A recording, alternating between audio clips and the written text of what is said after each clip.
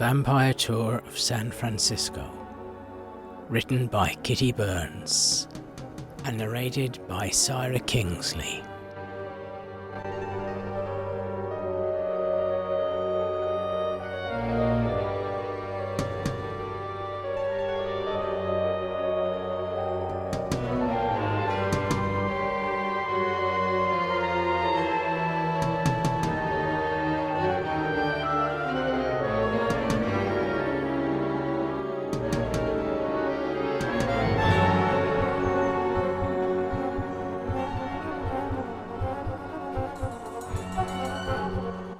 Stop 1. Grace Cathedral.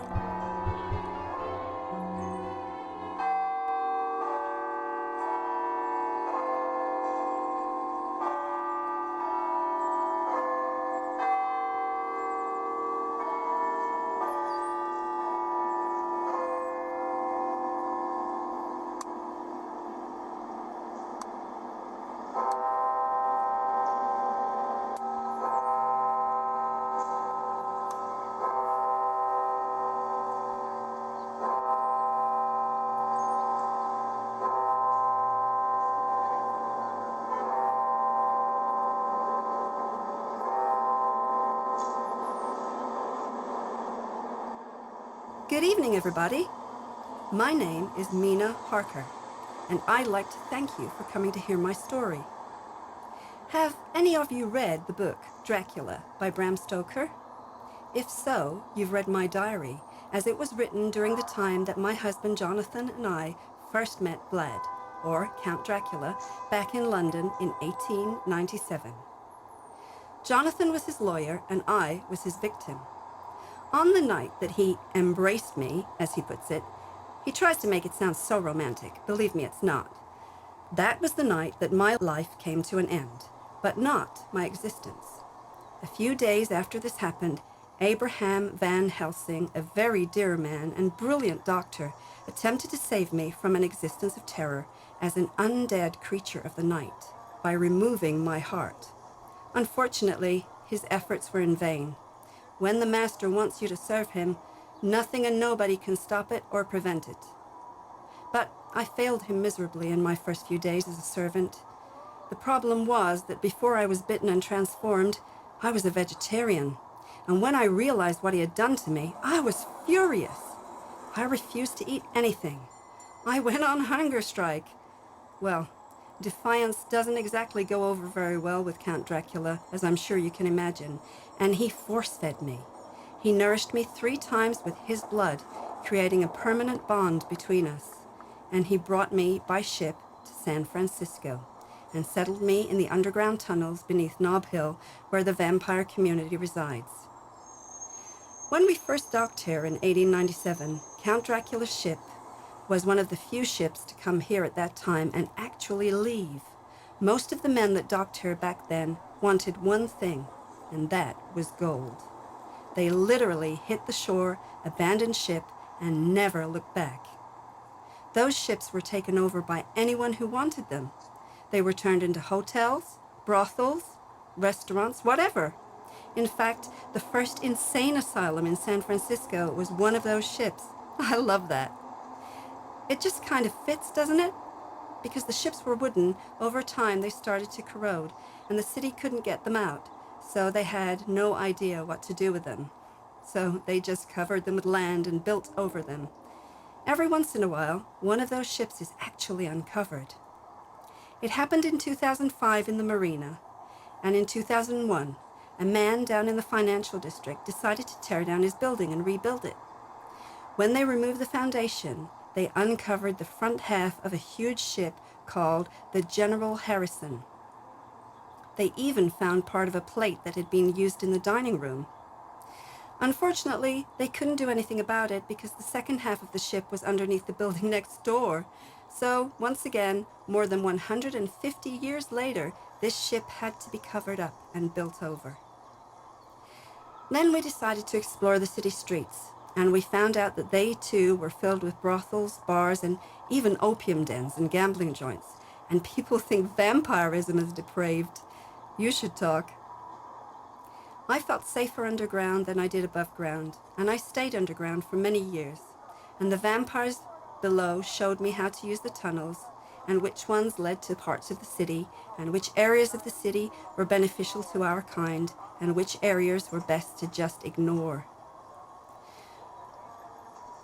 When I finally got up the nerve to come above ground and explore the city on my own, Grace Cathedral was the first place I felt welcome. Have any of you been in Grace Cathedral? Those of you who haven't, you have got to see the inside of this church. The architecture and art treasures alone are worth seeing. Speaking of the architecture, you can't tell this from outside of the church, but you can see it on the inside. Grace Cathedral is actually built in the shape of a cross, which is a sign of a Gothic style of cathedral. Does the outside look familiar, like something you may have seen somewhere else in the world? It was modeled after the Notre Dame Cathedral in Paris and is the third largest Episcopal cathedral in the country. Given its location, Grace was built to withstand an 8.3 earthquake. Let's hope that's never put to a test. They didn't have a Richter scale in 1906, but they estimate that that earthquake was 8.3, so Grace would have survived it. The Florence Baptistery, or Battisterio di San Giovanni, is one of the oldest buildings in Florence, Italy. Their doors are solid gold with exquisite biblical engravings. During World War II, they were afraid Hitler was going to steal the gold doors because he was known for stealing from places he was conquering. So they removed the gold doors and hid them underground. They had brass duplicates made of the doors and put them on the church for the rest of the war, just in case. Once the war was over, they replaced the brass duplicates with the original gold doors. Those are the brass doors. This wasn't the beginning of Grace Cathedral. This version wasn't built until 1934, so obviously this wasn't the first thing on that spot. What used to be there was the home of a man named Charles Crocker. His nephew started Crocker Bank. Charles was a member of a group called the Big Four. There's the Big Four restaurant in the Huntington Hotel across the street. These men made their fortunes by building the Intercontinental Railroad system in San Francisco in 1860. Charlie Crocker owned all of Taylor Street, but of course, when you're that wealthy, one block is not enough. He wanted to also own Sacramento Street, the cross street at the end of the block, but that was owned by Nicholas Young, a very wealthy undertaker. Young refused to sell to Crocker, so Crocker got mad, and he built a 44-foot wall at the end of his property on Taylor Street, blocking Young's view of Nob Hill. Then Young, being just as mature, took one of his coffins, I hope it was empty, but I don't know, and put it on top of the wall with a real skull and crossbones on it. So that was Crocker's view. That wall was up for several years. They called it the Wall of Spite. When Young died, his family took the wall down and sold the property to Crocker. Boys and their toys. This wasn't the beginning of Grace Cathedral. Grace started as Grace Chapel a couple of blocks down on Clay Street. As soon as the chapel was completed, the members of the church realized it was far too small for the congregation. So, during the following year, a larger wooden church was built, which was known as Grace Church. This church was a good size and held everybody very well. But there were lots of problems in the church. There were lots of thefts and fires. And because most of the thefts happened in the middle of the night, the vampire community was blamed for them. But I can honestly say that we were not at fault here. Even though vampires are not usually known for being religious, we do have a profound respect for those more powerful than ourselves. We say that about very few people or organizations, but the church is one of them. The church refused to buy into this. They thought we were just saying that, so they'd leave us alone. So in 1860, Bishop Kipp came to San Francisco, and he built a larger stone church that took 2 years to build. And then he served as rector for 2 years. Because he was a bishop, it was artificially dubbed Grace Cathedral, and that was the first Grace Cathedral. Bishop Kipp's number one promise to San Francisco was to keep Grace Cathedral free of vampires at all times. To assure this, he had 24-hour guards around the church. It's not an easy thing to do to keep us out of something, so Bishop Kipp had a horrible time with this, especially with the guard staff. There was a constant turnover in the staff. Some would come to work once and never come back. Some would leave in the middle of the night out of fear. Finally, after 2 years, he couldn't take it anymore, and he said, "You're on your own. I have to move on somewhere where I know I can do some good." When he left in 1864, they had a horrible time replacing him because nobody else wanted to live up to that promise either. There were a lot of temporary rectors at Grace Cathedral for a while. This topic became the subject of several satirical articles by a local newspaper columnist you may have heard of, Mark Twain. Mark started as a San Francisco newspaper reporter. He had a field day with the temporary rectors at Grace Cathedral, but they gave him lots of material. One was the Reverend Hannibal Goodwin, not to be confused with the other Hannibal you've heard so much about who brought vampirism to an all-time low.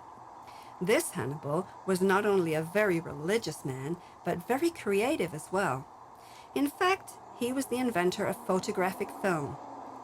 Another temporary rector was the Reverend James S. Bush, who was the great-great-grandfather of our former president. Do we even need a punchline here? Then there was another temporary rector, the not-so-Reverend Vannevar Thomas.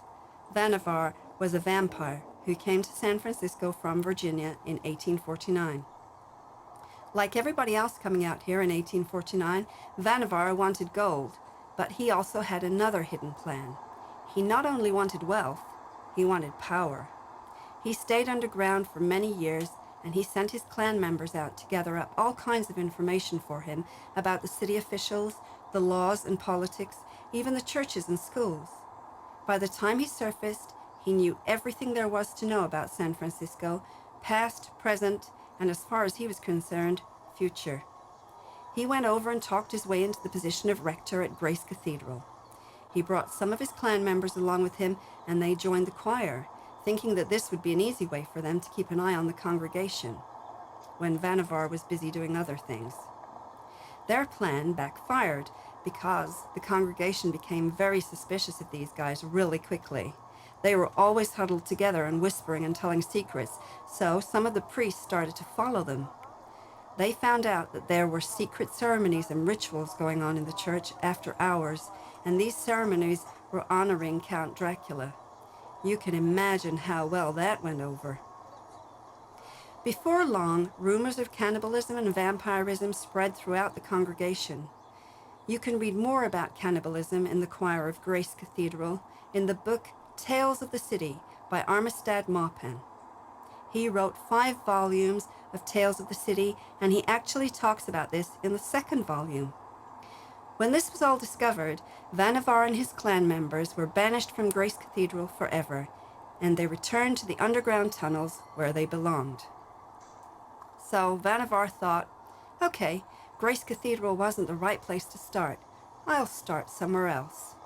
But what he didn't realize was that he had been so wrapped up in himself and what he was doing, he completely missed out on the fact that he had already been totally overshadowed by another vampire who came to San Francisco just the year after him in 1850. This one's name was Joshua Norton. Joshua is the most charismatic, wonderful vampire you would ever want to meet. Joshua's like the Pied Piper. You meet him once, and instantly he's yours and you're his. He doesn't even have to feed off you. You want to be his. Joshua was very wealthy when he got to San Francisco. He made a fortune in real estate. He's very generous. He gave away a lot of his money because he could see that most of the people here weren't nearly as well off as he was. They couldn't pay their rent or buy food or clothes, so he'd do it for them. Word of this got around, and more people started to come to Joshua for help. That's exactly what he wanted, because if you ever want to take over somewhere, the best thing to do is not only make the people like you, but make them depend on you. When they do that, They'll do anything you ask them. Joshua knew this, and he never turned anyone away when they came to him for help. He took his time and let the people get to know him and trust him and need him, and finally, after 9 years, he started to run out of money. So, decided it was time to put phase 2 of his plan into action. One of the last things he bought himself was a printing press, and I'll tell you why in a minute. On September 17th, 1859, he came out and looked around, and he thought to himself, it worked. I own this town. San Francisco is mine. Why stop it here? Why not all of California? Then he thought, no, don't think small. Why not the whole United States? That night, he declared himself Emperor of the United States, and he became known as Emperor Norton. Do any of you know of him? Actually, the full title he gave himself was Emperor of the United States and Protector of Mexico. What he pulled off was unbelievable. In 1869, he tried to abolish both the Democratic and Republican parties, which unfortunately didn't work out as well as the rest of his plan. Joshua is responsible for the Bay Bridge. He told the city officials they needed a bridge connecting San Francisco to the east side of the bay. He got his bridge, and now, more than 150 years later, there is a campaign going on here to change the name of the Bay Bridge to the Emperor Norton Bridge. It passed in San Francisco. The Board of Supervisors passed it 8-2. Unfortunately, Oakland gets a say in this because the bridge goes to Oakland, and they laughed it off the table. Oakland better go along with this eventually, because I've already heard traffic reporters on the radio calling it that. On KFRC, they would be giving the traffic report and say, "And on the Norton tonight." So, Oakland better give in. Then he did something else that I think is hysterical. Those of you who are from out of town may not be aware of this, but the people who live here hate the word Frisco. There used to be a dry cleaners on Hayes Street called Don't Call It Frisco. Joshua hated the word so much, he declared it a misdemeanor to use that word, and there was a $25 fine. One night, I had a man in the audience, and when I told that story, he stopped me and said, "I have to tell you something. I work at City Hall, and do you know that law was never taken off the books? It's still a law." I mentioned earlier that Joshua bought himself a printing press. I'm not making this up, and I'll tell you how you can prove it to yourself later. He had these people so wrapped up and so into him, he printed his own money with his picture on it, and he was allowed to use it. That is the honest truth. He paid his rent with this money, bought food and clothes, whatever he wanted he paid for with money he was printing in his own living room. You can see a sample of his money at the Wells Fargo Museum on Market Street. They have it on display in the lobby. It's called Norton Notes. When he saw how well the money went over, he took it a step further. He collected taxes from the people, and they paid him, and not with his money. What mortal could pull that off? None I've ever met, that's for sure, but Joshua did, and they gave in to him willingly.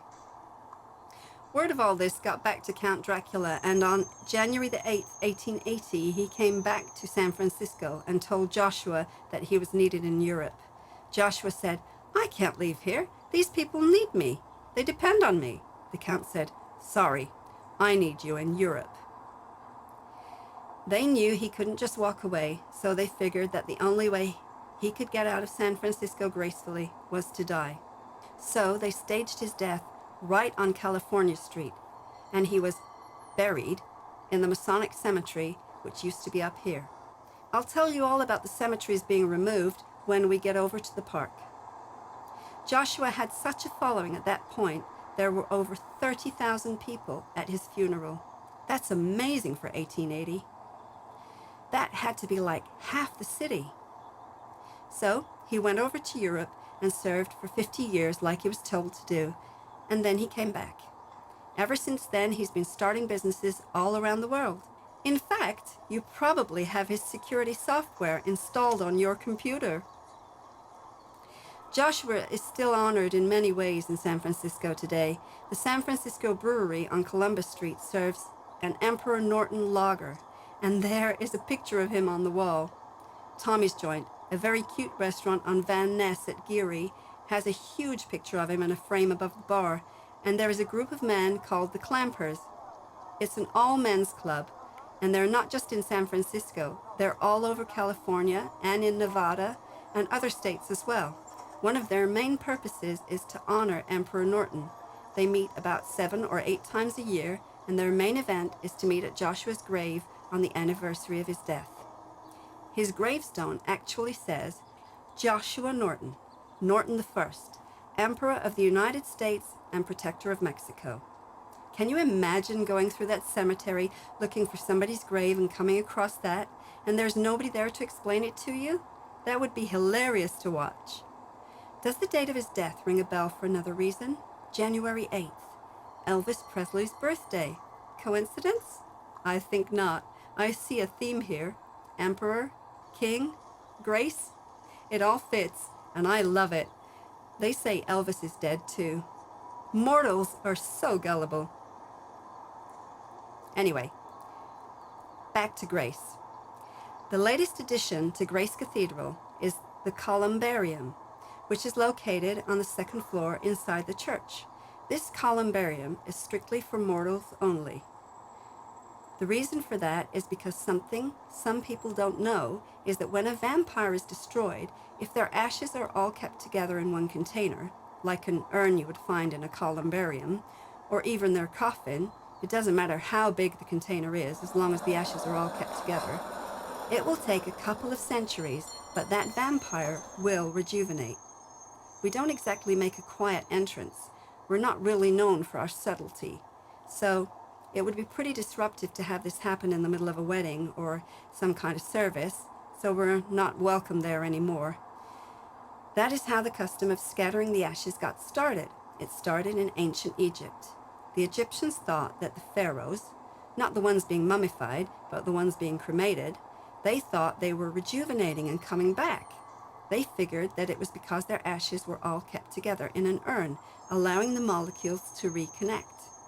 But if the ashes were scattered all around the desert, there was no way they could reconnect and reform again. And then the pharaohs can't come back. That's how the custom actually got started. This is kind of good to know because it's still a very popular custom today, but I bet most people don't know why they're really doing it. To keep the person from coming back. It kind of adds a little bit of humor into a funeral when you know that, which I guess is a good thing at the time, but just don't laugh. Stop 2. Nob Hill Cafe. The Nob Hill Cafe has only been here for about 20 years, but the reason I bring people here is because of the history of what happened here. This is the site of the most brutal battle between mortals and vampires in U.S. history. In 1888, a vampire came to San Francisco from London, where his identity still remains a mystery, but he became known as Jack the Ripper. He had already made his way across Europe, terrorizing all the major cities of Europe, and by the time he finished his most infamous reign of terror in the Whitechapel area of London, he knew the police were catching up to him, and it was just a matter of time before they figured out who he was. So, not only did he have to leave the country, but the continent as well. And lucky us, he came here. His name is Choker Barnes. Choker settled himself underneath the Mary Hopkins mansion, which we'll be going to later. And his clan members stayed underneath the restaurant that they built for him here and helped him run. The name of the restaurant was Feeding After Dark. Unfortunately for the mortals, they didn't understand the true meaning in the title, and it became a very popular spot for them as well as vampires.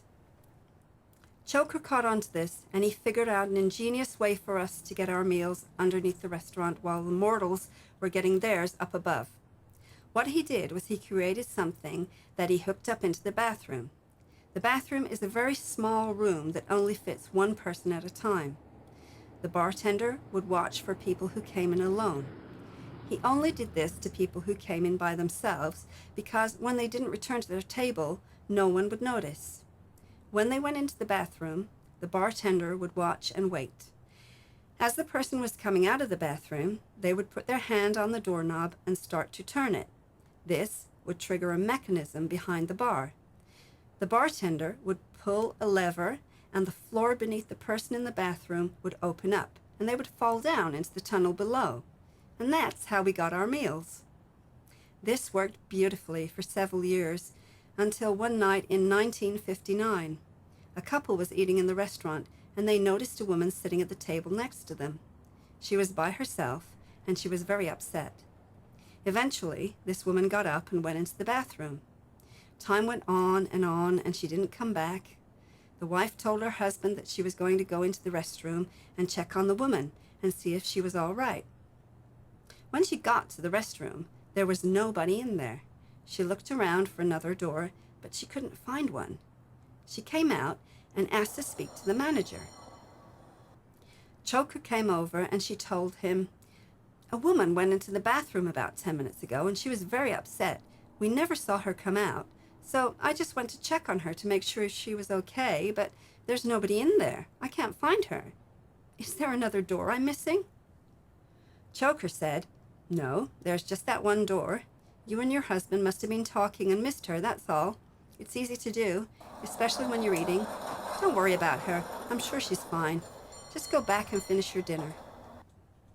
The woman returned to her table and told her husband what Choker had said.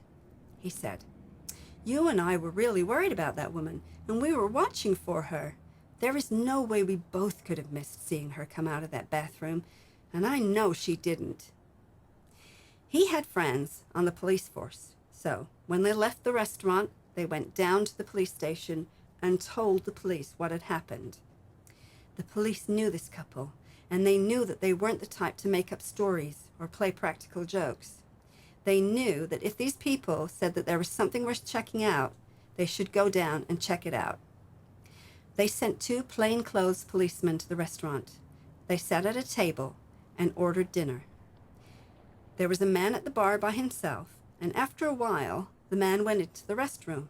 They waited and waited, and he didn't come back. One of the policemen went into the restroom to check it out and found no one in there. He looked around for another exit and couldn't find one. So he asked to talk to the manager, and Choker came over. He said, "Hey, this guy went into the bathroom about 10 minutes ago. He owes me money. He's been in there for a while, so I went in to get him, and he's not in there. If he leaves this restaurant without paying me, he's going to skip town, and I will never get my money back. Did you see where he went?" Choker said, "Hey, look, mister, I'm busy working. I'm not watching people going in and out of the bathroom. I don't know where the guy went. You and your friend over there just got talking and missed him." He had no idea he was lying to the police. The cop went back to his partner and told him what Choker had said. He said, "That's 2 people who have disappeared from this place tonight. We have to find out what's happening down here." They went back to the police station and told their sergeant what was happening. He put together a group of 30 men, and they came down and raided the place. They told everyone there to leave because the restaurant was closed for the night. When the people left, they started turning tables over, opened drawers, went to the bathroom and the kitchen. They looked everywhere and could not find a thing. The bartender started to get a little nervous, so he signaled the vampires below, and they came up, and that's when the battle started. 20 of those men were killed that night. The vampires were so mad about it. First of all, their restaurant being discovered, because secrecy is very important to the vampire community, and you guys are kind of on a need-to-know basis with us, and there's not a whole lot about us you need to know. So when you find things out on your own, we don't like that. They were also upset about their customers being told to leave, and about everything being inspected. One of them said, "You want to mess with us? We'll show you what happens when you mess with us." They had 5 stakes, and they took the bodies of the dead men and impaled the bodies on each stake and put them in the front window of the restaurant as a warning for everybody else to stay away. It worked. But one of the vampires made a very bad mistake. He let himself be seen going down into the tunnel behind the bar. When he saw this, the policeman blew his whistle and signaled for the other policemen to follow him, and they left the restaurant. The vampires figured they were leaving because they'd been defeated, but that wasn't it. They went back to the police station. They said, okay, obviously we were dealing with the vampire community here. Now we know what to do. They waited till daylight, when they knew the vampires would be resting. They put together another group of men and came back to the restaurant. This time they brought picks and shovels and axes with them. The policemen remembered where they had seen the tunnel behind the bar, and they went back there and they ripped the floor up and they found the tunnel. They went below and there were 50 coffins lined up, and each one of them had a vampire in it. Unfortunately, these guys knew the proper way to destroy a vampire. Which brings me to another thing I'd like to clear up. One of our favorite things to do is watch movies and TV shows about us. We love the way they all contradict each other. My favorite is still that little blonde girl we all know and love. Yes, Little Miss Buffy. We all have the DVDs and we still watch them all the time. She's so cute. My favorite thing that she does is when she takes any piece of wood to stab a vampire with it. She'll break a chair or grab a twig. It can't be just any piece of wood. It has to be ash wood. Ash wood is the only kind of wood that will destroy a vampire. That's because the cross was made out of ash wood. Also, she'll stab him anywhere. She'll get him in the arm, in the leg, in the back, wherever she can. The one thing that Hollywood usually has right is that it's got to be in the heart. You stab a vampire anywhere but the heart, and all you're going to do is make him mad. The only way to destroy a vampire is to do it in the coffin. When a vampire is stabbed in the heart outside of the coffin, it won't destroy him. It will stun and paralyze him. But another vampire can come along and pull the stake out, and rejuvenation takes place immediately. The only way to do this right is to do it in the coffin, because the stake has to be driven not only through the heart, but into the coffin as well. When this is done, that vampire is pinned in, and there is no way anyone can get him out. If he can't get out, he can't feed. If he can't feed, he starves. And that's what destroys him. I know mortals can go maybe 4 or 5 days if you really have to go without food or water. Not us. With a vampire, it's a matter of 2 nights. Our needs are much more precise and much more demanding than yours are. We must feed every night. If we don't, on the 2nd night we start to starve. When this happens, when a vampire is pinned into his coffin, from what I understand, it is the most painful, agonizing way to be destroyed. On the 2nd night, when the vampire starts to starve, this triggers the disintegration of the body. So these 2 things happen simultaneously. He has no choice but to lay there and feel every morsel of his skin and bones disintegrating piece by piece, and that is unbearably painful. Unfortunately, the police knew all this, and they did it right, and they destroyed all 50 of them. But what they didn't know was what I was telling you up at Grace Cathedral about the ashes. When they finished, they looked at them and said, "You know what? These things don't even deserve to be buried. Let's just leave them here." Big mistake. In about 140 years, San Francisco's in for quite a shock, because all 50 of these guys are going to rejuvenate all at once. And boy, are they going to be mad. So, I hope you're not going to be around in 140 years. I didn't think I was going to be, so you never know. But at least when it happens, I'm on the right side, so I don't have anything to worry about. But you think earthquakes are bad. You ain't seen nothing yet. An earthquake is going to be a picnic compared to this. What's going to be fun for me is as the time gets closer, like when it's only about a year away, it's going to be a lot of fun to watch how many of the locals who take the tour and hear about this chicken out and move. These guys were so proud of themselves for doing this because it's extremely rare that mortals win over vampires. That's practically unheard of. So they decided to celebrate their little victory. they had a dinner party in the restaurant before they burned it to the ground. At this dinner, they served hors d'oeuvre that they called vampire's eyes, which were deviled eggs with slices of green olives or the red pimentos in them on top to look like a gross eye.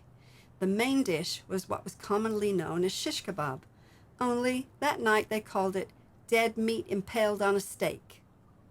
The side dishes were garlic, mashed potatoes, and Ann rice. People think they're so clever. Oh, speaking of the garlic bit, no, it's a bulb. It's a bulb that grows out of the ground that's used to spice up food. What's so scary about that? I love that one. That is my personal favorite. They make us out to be these horrible, hideous monsters, and then they say we're afraid of a spice? So what? Are ghouls supposed to be afraid of oregano? That is so Hollywood. Another thing we're not afraid of is the sun. Movies either say that we're afraid of the sun or we hate the sun. No, we're allergic to it. Big difference. If any of you have even mild allergies, I'm sure you can relate. If you're allergic to poison oak, well, it's the same with us. That is why we're creatures of the night. The only way a vampire can, as you would put it, die of natural causes is to be burned by the sun. So obviously we're going to avoid it. Now we've gotten involved in a lot of businesses across the country, and especially in San Francisco. So obviously there are times when we're forced to come out during normal, mortal business hours, which unfortunately is during the day. Luckily, Max Factor is one of us, and he's come up with a product that would take the skin right off you. But it works beautifully on us for about 2 hours, so at least we have that little window to play with when we have to. I know that your strongest sunscreen is now 100, ours is 500, so that gives you an idea of how strong this is. As long as we're on Hollywood, I might as well get my last pet peeve out of the way, and then I can shut up about them. Not all vampires can turn themselves into bats and wolves. This is a privilege that has to be earned, and it can only be granted by Count Dracula. The way to earn it is sort of ironic. You have to prove to him that you're clever enough and strong enough to defend yourself without the use of the bat or the wolf before he'll give you this gift. That's exactly what it is. It's a gift. He normally only gives this gift to older, more mature vampires. Too many of the younger ones thought it was cool to turn themselves into a bat and buzz humans, and that's not what it's meant for. Also, the vampire has to have the knowledge and maturity to know not only when to use this gift and when not to, but also when to use the bat and when to use the wolf. They both provide different types of defense. The bat is normally used in a crowd because it's a lot easier to fly away from a large group than it is to walk through them. And the wolf is normally used in smaller group because, again, thanks to Hollywood, most people are afraid of wolves, which is so sad. Wolves are not monsters. A wolf is not going to look at you and think, lunch. They don't attack people and eat them. That is only in the movies. In fact, the Discovery Channel store has a great tape you can buy called Wolves at Our Door. It shows families that live in the wilderness who are sitting at a campfire eating dinner, and there are wolves sitting right there with them. They're petting them like they're pets, and they basically are. Anyway, speaking of dinner, we don't come here anymore. Too many bad memories. But I bring people here out of respect for those who were temporarily lost and will return. But you would love it here. Great Italian food. Lots of garlic. Stop 3. Huntington Park. Huntington Park is possibly the most valuable piece of property in all of San Francisco. It's impossible to say what actually is, but this is definitely in the running. It's only 1 3/4 acres, but look at what surrounds it. Pretty nice neighborhood. Before the park was here, this was the site of the home of Collis P. Huntington. He's another member of the Big Four. The Huntington Mansion took up this entire park. In fact, Robert Louis Stevenson used to call Nob Hill the Hill of Palaces. The homes up here were massive, and the Huntington Mansion was, if not the biggest, definitely one of the biggest. It came to an interesting ending. During the 1906 earthquake and fire, every fire hydrant in the city but one was damaged by the earthquake. The only one that wasn't was the one at Mission Dolores, and it saved the mission. That's why every year on April 18th, the anniversary of the earthquake, they paint that fire hydrant gold as part of the celebration. Of course, 2006 was the 100th anniversary of the earthquake, and at the main celebration in the city, there were 12 survivors from the earthquake at the party. One woman was 109 years old. Her mind was still totally with her, and she remembered that day very well. Another woman was 103, and all she remembered was her mom picking her up and running out of the house with her just before the house collapsed.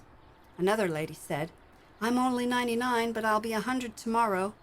Her house was totally destroyed by the earthquake, and the next day her mother gave birth to her in the park. Because all the fire hydrants were destroyed, they had no clue how to stop the fire. It went on for days and was totally out of control. Finally, a man in the army realized that when there is a dynamite explosion, the oxygen around it is sucked up into the explosion, and the fire needs oxygen to spread. So they dynamited in front of the fire. It was deprived of the oxygen it needed, and it couldn't spread. It stopped, and that's how they stopped the fire of 1906, with dynamite. So I guess you really can stop fire with fire.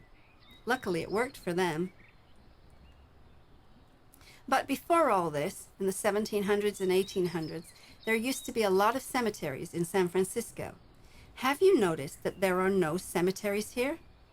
Actually, there are two, one at the Presidio and one at Mission Dolores. Most of the others were moved to a city just south of here called Colma.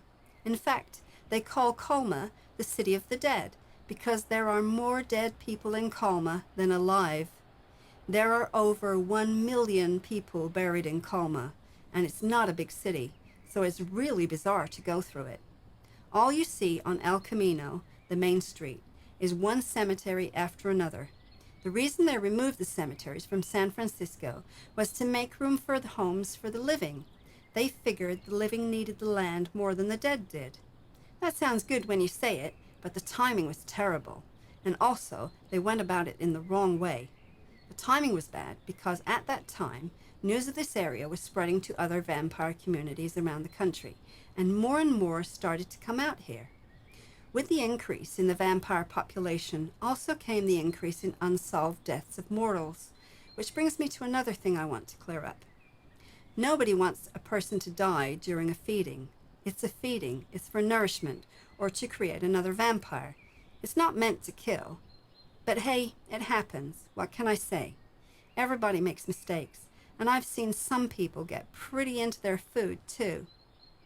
Like I said at the cafe, secrecy is very important to us. We don't want to be discovered, so when a person would die during a feeding, we couldn't just leave them lying on the street or the sidewalk. So we would pick them up and bring them to the nearest cemetery. That seemed to be the most logical solution. Well, when they started to remove the cemeteries, we thought, oh great, now what are we going to do with the bodies? We had to find areas of the city that had not been populated yet and hadn't been built on, and we dug our own burial grounds.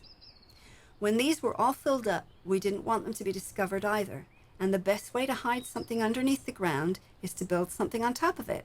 I mean, you've all heard of landfill, right? And when the land is full, we build on it. And we've made major contributions to the Bay Area through this.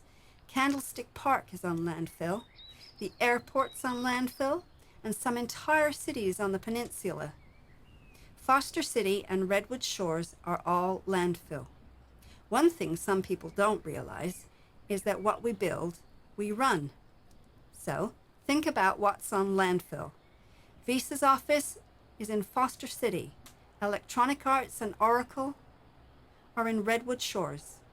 The entire financial district of San Francisco is on landfill. And if you guys go shopping in the marina, I'd be real nice to the shop owners.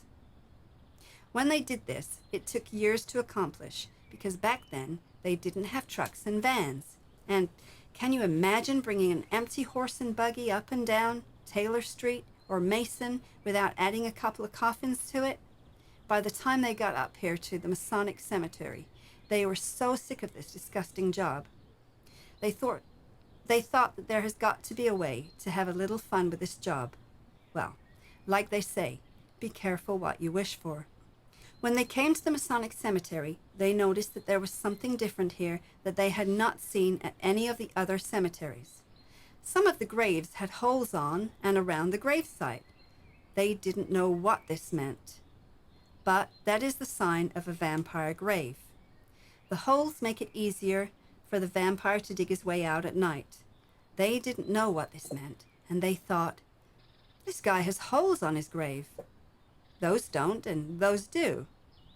Why? What's so different about these graves? They said, we're digging these guys up anyway, so let's find out. The first grave they dug up did not have holes on it. They dug it up, took out the coffin, opened up the lid, and they found a pile of dust, which was exactly what they had expected to find. The second grave they dug up did have holes on it, so they dug it up, took up the coffin, opened the lid, and they found an undecomposed corpse with a red face. They panicked because they knew that these graves had been there for many years, and there's no way this guy shouldn't be dust by now. They said, we're not getting paid enough to come across things like this. Why don't we close this thing up, put it back in the ground, cover it up again? Let's just forget we ever saw this.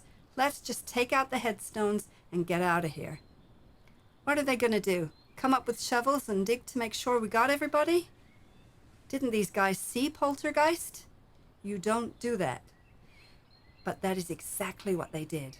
Not only in this cemetery, but in others around the city.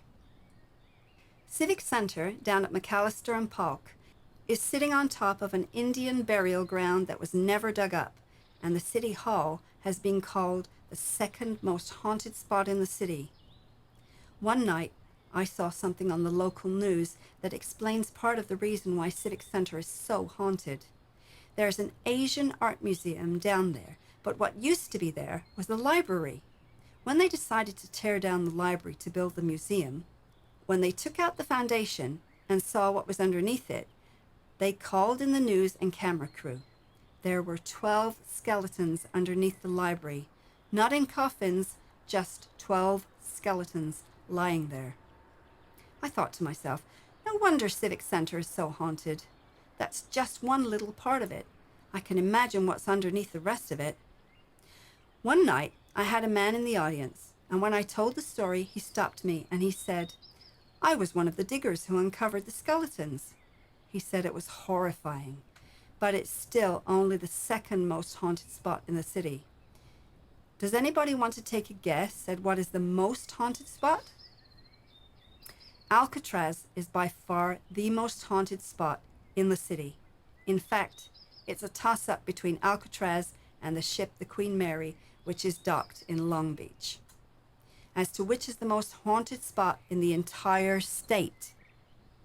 I'm betting on Alcatraz because the sightings there are constant.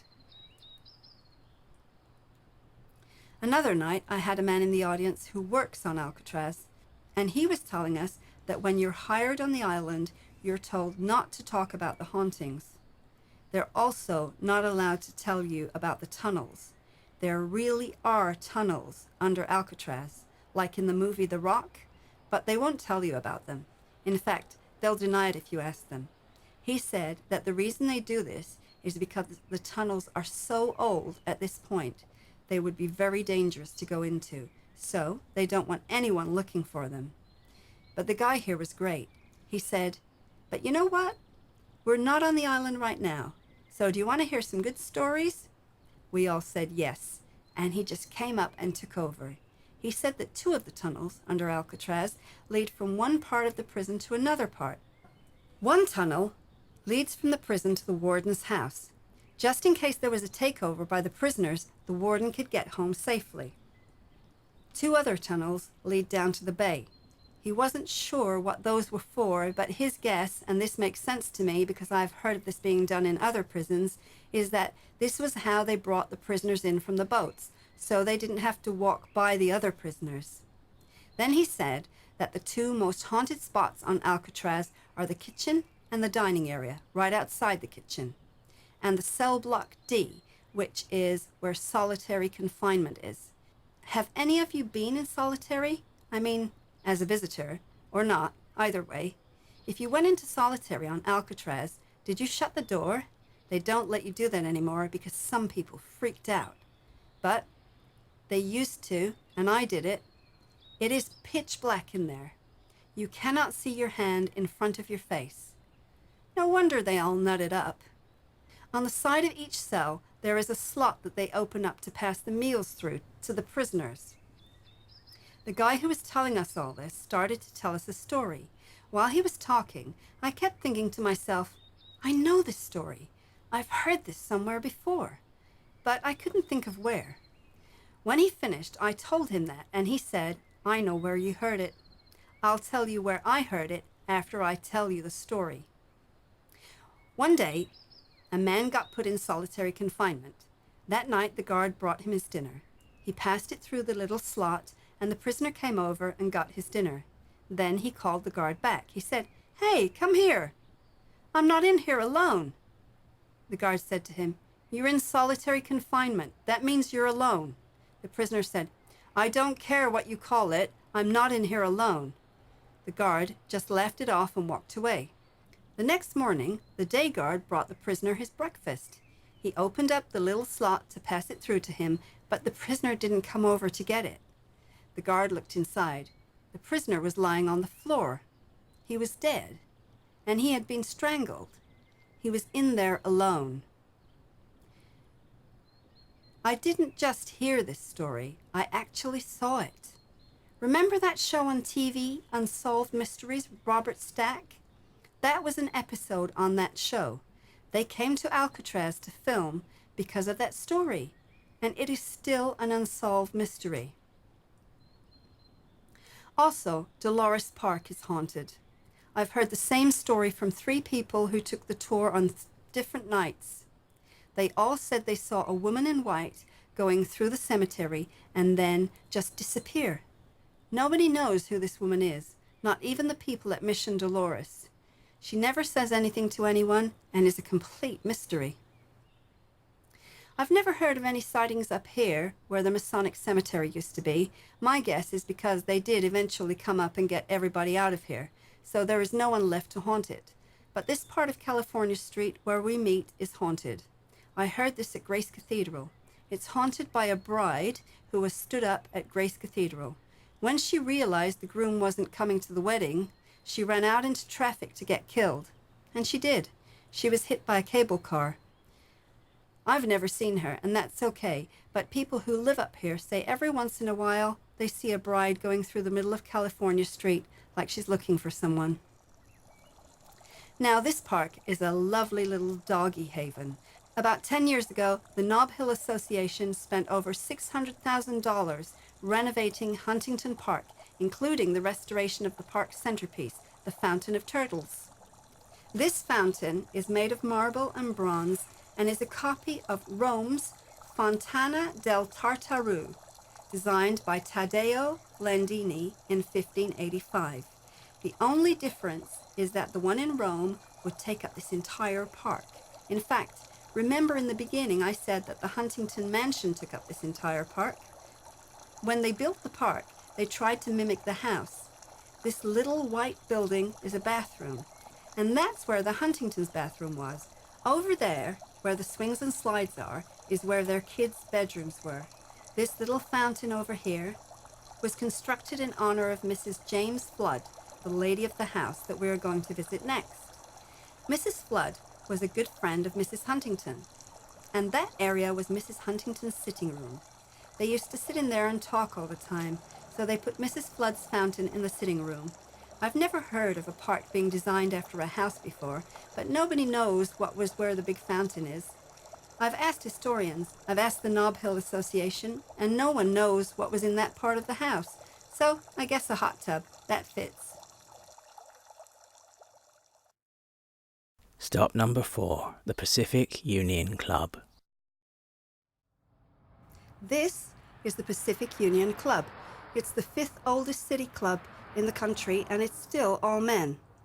This building is also a National Historic Landmark, and it's still often referred to as the Flood Mansion, because before it was the Pacific Union Club, this was the home of Mr. James Flood and his family, and this is their original home. James Flood was a genius, and the house alone proves it. He had every piece of this brownstone brought by ship from Connecticut to build his house because he wanted his home to be as sturdy as the homes back east, so it would survive any kind of weather. He knew what he was doing. It has survived 2 major earthquakes so far. This was the first brownstone building west of the Mississippi. The fence has a great story. The fence is actually bronze, and the Floods had a man working for them whose only job was to polish that fence. He would start at one end of the house every day and go around the entire house. When he finished polishing one end, he would go back to the start and start again on the other end, kind of like how they paint the Golden Gate Bridge. They paid him $50,000 a year to do this.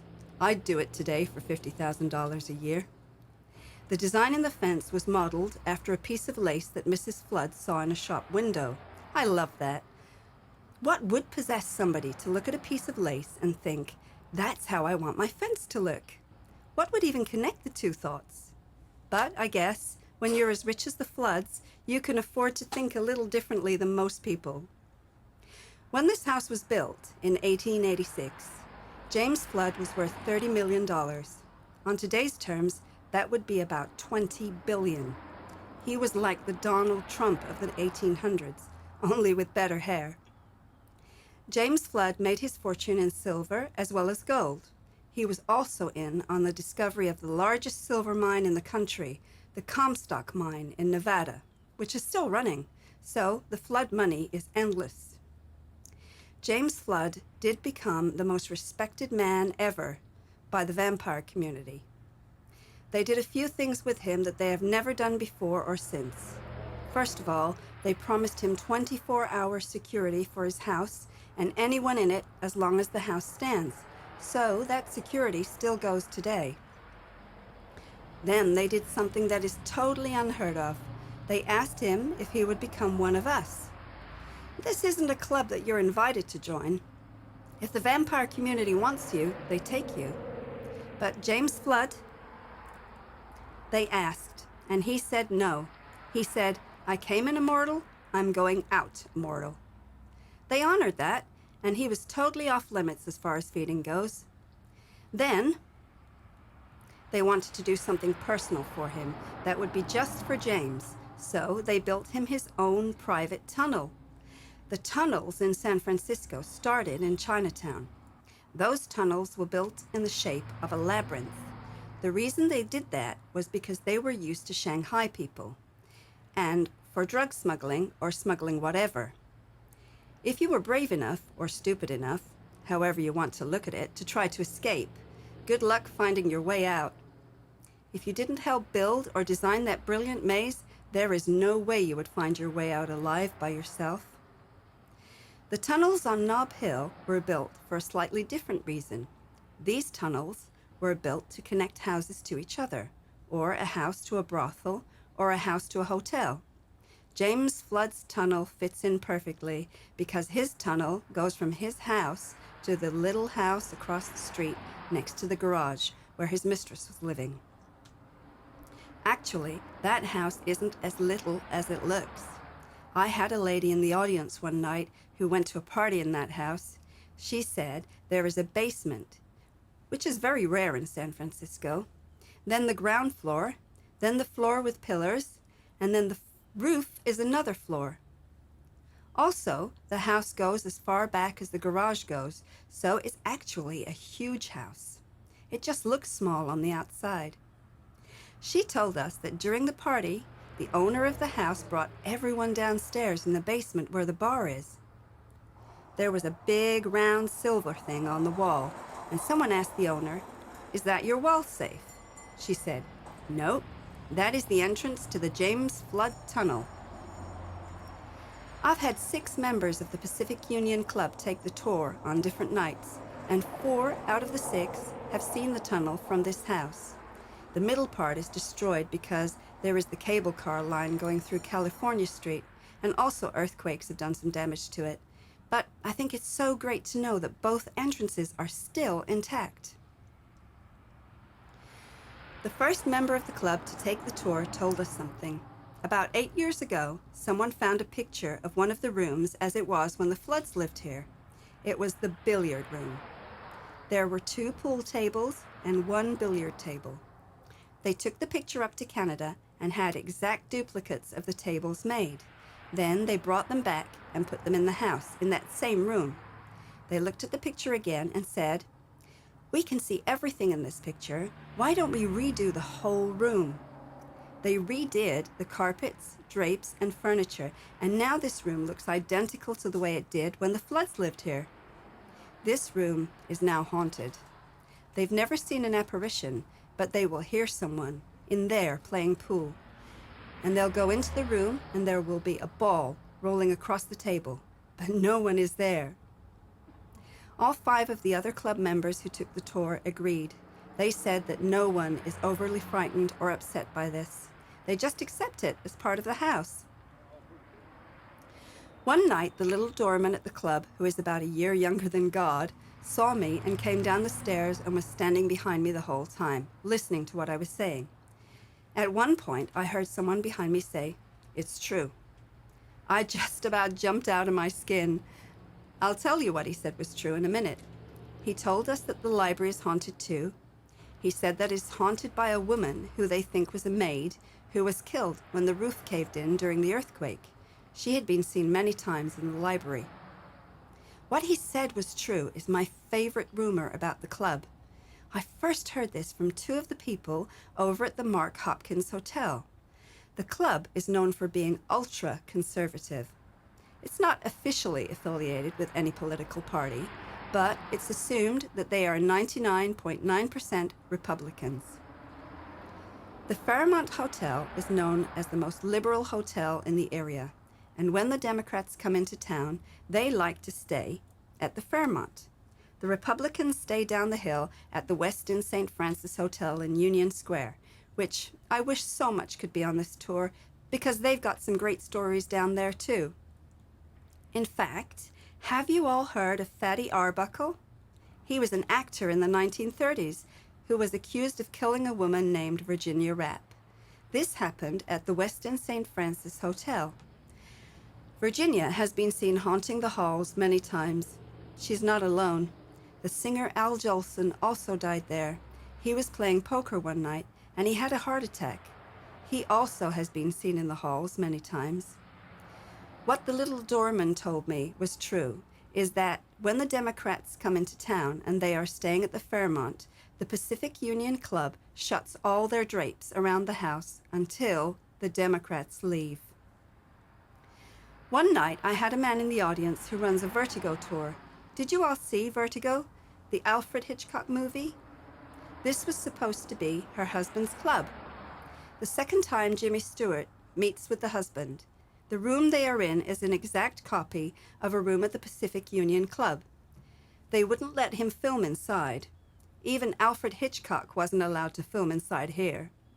I bet that's the only time in his life he ever heard the word no, but they let him copy a room. He went fanatical on that movie, and especially this scene. When they were filming the scene, he noticed that there was an ashtray on the wrong table. He stopped filming and put it on the right table and started the whole scene over again. Then he went nuts on the whole movie. Everywhere you see in that movie, they are where they say they are, even the Mission, which is about 3 hours south of here. They went all the way down to that Mission to film. Then he wanted the streets to be right, so when they are driving somewhere, they are driving the exact way you would drive to get where they are going. So, Vertigo has become known as the most correct San Francisco movie. Stop number 5. The Fairmont Hotel. The Fairmont Hotel is one of the most famous hotels in the world, and has appeared in over 50 movies, including Vertigo and The Rock. I'm going to bring you inside in a minute, but first I want to tell you about the hotel. The guest list at the Fairmont is a virtual who's who in world history. They've had guests like Golda Meir, Prince Charles, Mick Jagger, you name it, they've stayed here. But the most remembered guests are the men who were shipped out of San Francisco during World War II. Each one was given a room on the 7th floor the night before they shipped out. That was the Fairmont's way of saying good luck. That floor is now totally haunted, and they say it's by those men. I stay at the Fairmont every New Year's Eve because I conduct a New Year's Eve's tour. And the first time I went to make my reservation, I went to the front desk and told the woman I was doing a New Year's Eve tour and I wanted to spend the night there. I kept a perfectly straight face and didn't say anything about what I knew, and I told her that I wanted to stay on the 7th floor. Without skipping a beat, she said, "No, you don't." I said, "Is that floor really haunted?" She said, "Yes, it is, and you don't want to stay there." One night, I had a woman in the audience who was staying on the 6th floor. She stopped me when I told this story and said, "That might explain something that happened this morning." She said that the hotel manager called her and said they might have to move her to another room, possibly another floor. She asked him why, and he said because the 7th floor is leaking water. When this happens, if it doesn't stop, we have to move people. She told me just the fact that he said, "when this happens," let me know that this wasn't just a one-time thing. I said, "No, it's not. That's the most common occurrence, and they never find a reason for it. There's never a broken pipe or a leaky faucet, and it stops as suddenly as it starts." The tower has one haunted room on the 7th floor. That's haunted by a lady of the evening who was murdered up there. I heard about this from 3 women who work at the hotel who took the tour one night. One of them told us that her husband also works here in the engineering department. One day, his boss asked him to go to the room in the tower and fix something that had broken. His boss said that this was a perfect time to get it done because nobody was in the room, so it should be done before someone else rents the room. He went up with his cart and knocked on the door. No one answered, so he used his passkey to get in. There was a woman in a red teddy lying on a 4-poster bed. He said, "Oh my gosh, I'm so sorry. I heard this room was vacant." She said, "It's all right." He said, "No, it's not." He went back downstairs and told his boss what had happened. His boss said, "You went to the wrong room." He said, "No, I didn't. I went to this room." His boss said, "Come on, I'll go back with you." They went back up together, went to the same room and knocked on the door. No one answered, so they went inside. Not only was there no woman in there, it wasn't a 4-poster bed. His boss said, "You imagined it." He said, "How do you imagine a woman on a 4-poster bed? Either you see that or you don't." His boss just sloughed it off and walked away. When he got home, he told his wife what had happened. She was the one here telling the story. She said, "I almost fell out of my chair." She knew about that woman being killed in that room, and he didn't. Also, the penthouse is haunted. This is haunted by May Flood, James Flood's sister-in-law. She lived in the penthouse for several years and vowed she would never leave. I guess she wasn't kidding because she has been seen so many times. One of the bellboys was telling me that he had to go up to the penthouse one day and make sure everything was fully stocked and neat and clean because someone was renting the room that afternoon, and they hadn't rented it out in the last 3 days. He went inside, and there was a little old lady sitting on one of the sofas. He said to her, "Can I help you?" She didn't answer him. He went to the phone to call security, and when he turned around to say something to her, she was gone, and he never saw her again. They say that happens all the time in the penthouse. The penthouse is unbelievable. It's 6,000 square feet. It's the entire roof of the hotel. The entrance door is thick mahogany wood, and the entrance floor is black and white marble. There are 4 bathrooms in the penthouse. My favorite bathroom is one where all 4 walls are a mural of a map of the world from 1927. Also, every U.S. president since Taft has stayed in the penthouse and has sat and worked at the desk in the library, so it has been nicknamed the White House of the West. Did you all notice the flags on top of the hotel? Each flag represents the countries of the men who signed the UN Charter. They're up there because the UN Charter was signed here at the Fairmont Hotel. The library in the penthouse is a spectacular room. The ceiling is a replica of the constellations. When it is dark and the other lights in the room are off, it's an amazing sight. You'd swear you were outside. Well, not here, somewhere where you can actually see the stars. The walls of the library are covered with countless shelves which hold hundreds of books. If you didn't know this was there, you would never notice it. Halfway up the bookshelves is a door handle. You get to that door from the other side of the books. To get there, you have to come in through the roof, and to get there, you have to be helicoptered in. Anybody want to guess how much the penthouse costs a night? $15,500 a night. Believe it or not, they actually rent this room out on an average of 3 to 4 nights a week. Once, when it was only $12,000 a night, there was a wedding here.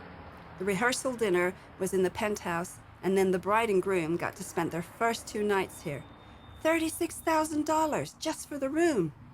I don't care how rich you are, that's nuts.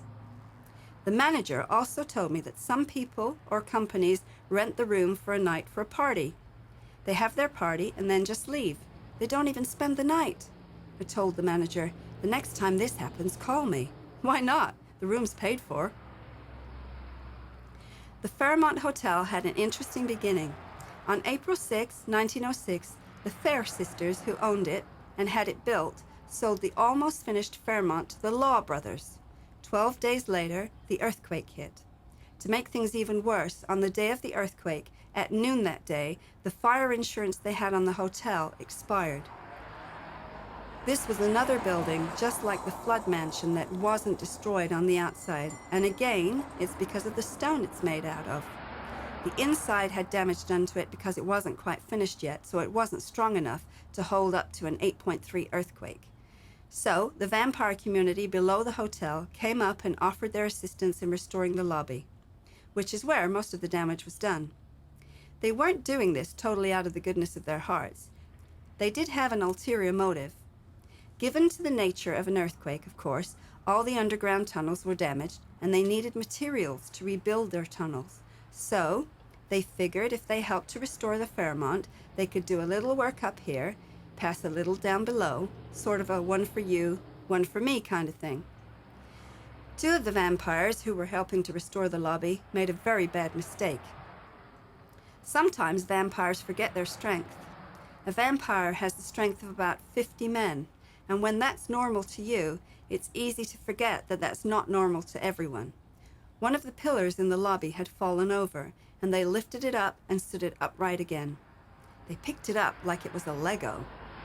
Like, that's not going to be noticed? It was. And the guy who saw this told the hotel manager. The manager called the police, and the police went to the mayor. Mayor Schmitz was furious. He said, San Francisco's in enough trouble right now without these things adding to it. He issued 3 ordinances that had quite an effect on the vampire community, as well as the people of San Francisco. First, he ordered a curfew from sundown to sunrise. He also ordered all the gas and electric companies to turn everything off for 4 days and 4 nights after the earthquake. Then he issued a shoot-to-kill order, authorizing the police to kill anyone who was found looting or committing any crime during the 4 days following the earthquake. These orders came as good news and bad news to vampire community. We liked the curfew. We knew that being human, especially the younger ones, they would ignore the mayor's order and would be out roaming the streets. This gave us plenty of young energy to feed on. We also liked the lights out because we can see in the dark, but you can't. So this made things even easier than usual for us. We did not like the shoot-to-kill order. Of course, the bullets wouldn't kill us. They wouldn't even hurt us. But if enough of the police saw that they were shooting at certain people and nothing was happening, we would be discovered. And of course, we all know that can't happen. But the people of the city really suffered for that last ordinance. Vigilantes were still very common back then, and as usual, there were a lot more harm than good. They would see people at houses going through things and taking them, and without asking any questions, they would consider them looters and kill them. Later, they would find out that it was that person's house, and they were trying to save anything they could. They estimate 500 innocent people died because of this. Let's go inside for a minute. Let's go to the Venetian room and look at the Tony Bennett time capsule. Stop number 6. The Mark Hopkins Hotel. This is the Mark Hopkins Hotel. Mark Hopkins was another member of the Big Four. But before I get to tell you about him, I want to tell you about the last member of the group. His house is down the hill, and he has a great story. His name was Leland Stanford. When the Stanfords came to California in the 1880s, they were already very wealthy. They had made a fortune in farming back east. They were very modest people. When they moved out here, they still dressed like farmers. They were kind of the Beverly Hillbillies of Nob Hill. When their son, Leland Jr., was 16 years old, they decided to take a family vacation in Europe. While they were over there, Leland Jr. contracted typhoid fever, and his parents took him down to Italy, hoping to find a cure for him. But it didn't work, and he died there. When the Stanfords returned to San Francisco, they were so upset about the death of their son, they went over to the Berkeley campus and asked to see the dean. When the dean's assistant asked why, Mrs. Stanford explained that their only son had just died and that they wanted to build an extension to the school in their son's memory. And they wanted to build a technology building because he was very interested in technology. Because of the way they were dressed, they were practically laughed off the campus. The dean's secretary said, "You can't do that." Mrs. Stanford said, "Why not?" The woman said, "Because you can't afford it." Mrs. Stanford said, "Oh, really? How much would it cost?" She said that it would be at least $400,000. Mrs. Stanford said, "Oh, is that all?" Then she said to her husband, "We have that plot of land down on the peninsula. Why don't we build something down there?" They named it the Leland Stanford Junior University as a tribute to their son.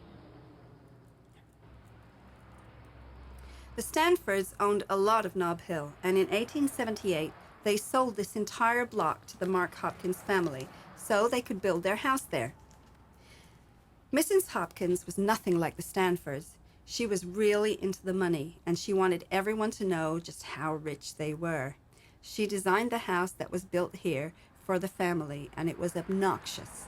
It was way over the top. In fact, it looked like a castle. Mark wasn't nearly as bad as his wife, and he kept watching the progress of the house. When it got to the point where he could tell what it was going to turn out like, he said, something he probably ended up regretting. He looked at the house and said, "This is the ugliest house I have ever seen. I will never live in this house." He should have rephrased it.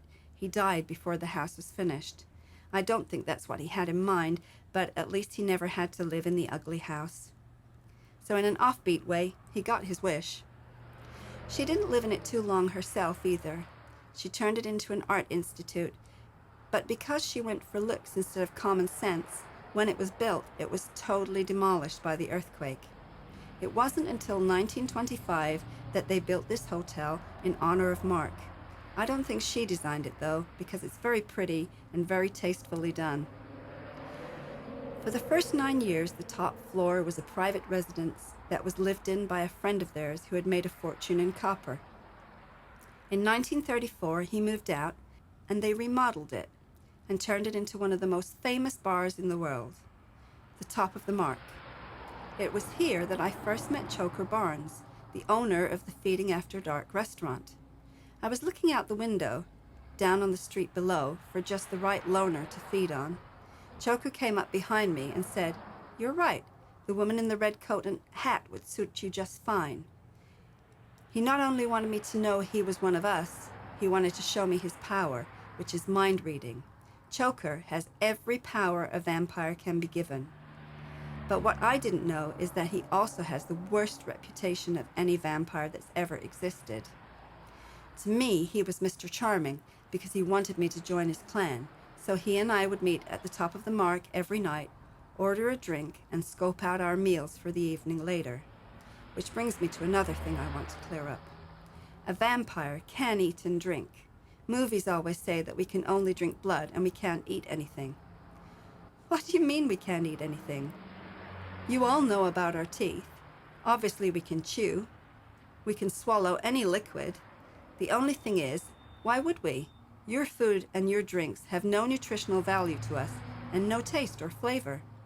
The only reason we would bother with them would be so that it wouldn't be obvious that there are one or two people not eating or drinking. It's like a prop in a play. We use your food and your drinks to blend in with whatever is happening around us, so we don't stand out. So, Choker and I would do this every night and people watch. The most fun was watching people's reaction to the 2-drink menus at the top of the mark. One is a list of drinks that are all named after San Francisco things, such as the Alcatraz, the Earthquake, the Golden Gate, and the Treasure Island. The other one is the 100 Martinis menu. They invented the martini at the top of the mark. The most fun was watching people who would try to figure out a way to eventually taste all 100 martinis. Some of them would come in with 2 or 3 people and order 2 or 3 drinks each, and then come back the next week and order 2 or 3 more, trying to keep track. After about the 5th or 6th week, they could never remember where they left off, so half the time they'd just start over. The funniest ones were the ones who came in groups of 20. They would push a table together and say, "Okay, everybody order 5 drinks. Just take a tiny sip and pass it down. Then we'll all have a sip of 100 martinis." No bar in the world is going to give you 5 martinis. That's just not going to happen. So the way these guys get around it is kind of fun. They say, "We don't want you to get confused and forget which ones you've already ordered and tasted. So how about if we bring them out a few at a time, and you can pass them down to each other and do your little taste test. Then you'll all have a sip of 100 martinis. Of course, they don't get anywhere near through the list, but it's a lot of fun to watch. If you decide to do your own little taste test, pace yourselves. I say this not only for your sake, but if you do end up, providing a meal for someone, believe me, there's nothing worse than a blood hangover. You think hangovers are bad on you. It's just like what they say about smoking. I'm sure you've heard that secondhand smoke is more harmful than smoking a cigarette. Well, a secondhand hangover is brutal, and a hungover vampire is not a pretty sight anyway. So, go easy on the drinks. The next time Count Dracula came into town to check on me, of course, I always have to report on everything I've been doing, so I told him about my new friend Choker. That is the maddest I have ever seen him. He said, "You stay away from him. He's nothing but trouble." I told him that I meet Choker every night for a drink at the top of the mark. I said that I was going to meet him that night. The Count said, "No, you're not. You stay here. I'll go over there and meet him." He did.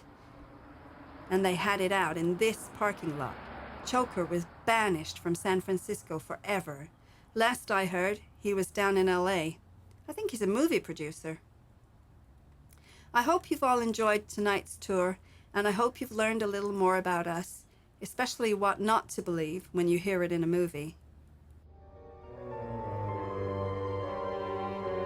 You have been listening to the Vampire Tour of San Francisco, narrated by Syra Kingsley, written by Kitty Burns, and directed by Rob Chandler.